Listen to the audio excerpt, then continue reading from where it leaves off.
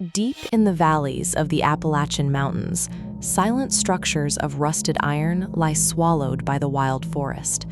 When the mines finally ran dry, the coal barons abandoned these ridges, leaving behind crumbling brick and rotting pine.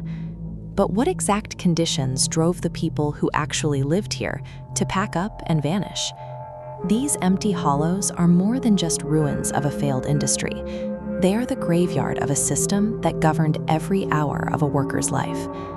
In the late 19th century, the Industrial Revolution demanded vast amounts of fuel. Timber syndicates and coal operators bought up large tracts of wilderness, carving railroads directly into the steep West Virginia ravines. Thousands of workers arrived to fill the demand. They were often people fleeing European poverty or escaping the Jim Crow South, lured into the hollows by the promise of steady wages. Once they arrived, they found a completely closed system. The coal operators legally owned the poorly insulated wooden shacks, the local church, the school, and the land itself. Miners were not paid in American currency. They were paid in company scrip, brass tokens redeemable only at the single company store. This chart compares weekly scrip wages against inflated company store prices for survival groceries. The cost of living mathematically exceeded their pay. A miner would finish a brutal week owing the company more than he earned, forcing him to buy next week's food on credit. Combined with the extreme geographic isolation of the mountains, this economic design effectively stripped workers of their mobility and trapped an entire generation in debt. Down in the pitch-black tunnels, men crawled on hands and knees through wet coal seams, breathing dust that slowly turned lungs to stone. The deep, unventilated pockets of the mine allowed methane gas to pool. It was an invisible, odorless killer, requiring only a single spark from a pickaxe to ignite. In the damp cold of winter, suspended coal dust would catch fire, sending supersonic firestorms tearing through miles of underground shafts. Any men or boys who survived the initial blast were trapped behind walls of collapsed rock, where toxic after-damp gas finished the job. Single afternoons wiped out the men of entire families. In the aftermath of these mass casualties, operators refused to pay compensation to the widows. They blamed the dead for carelessness, rather than admitting the ventilation systems were inadequate.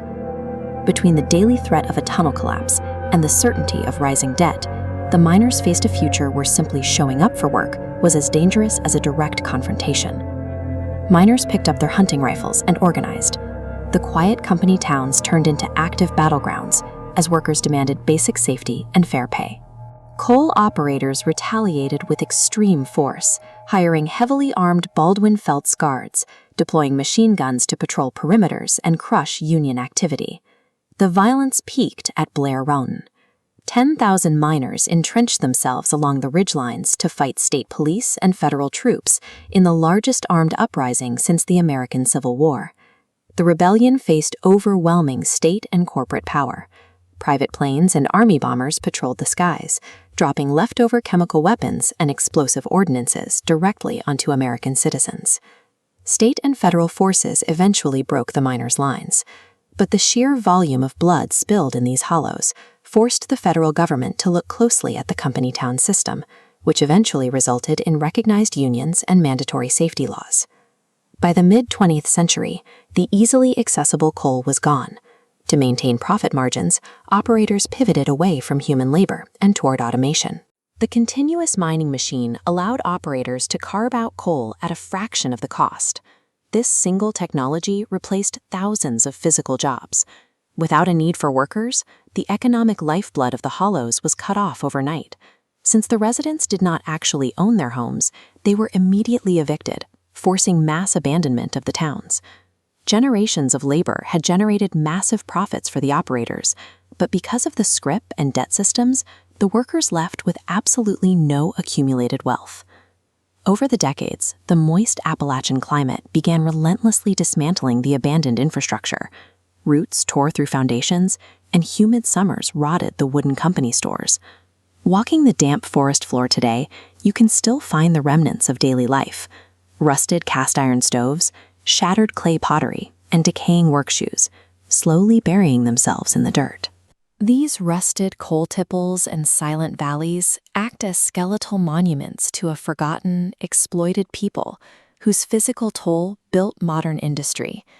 The company town system was a massive, calculated engine of corporate profit. Yet today, nature has taken back the mountains, leaving only ghosts and rotting wood to guard the hollows.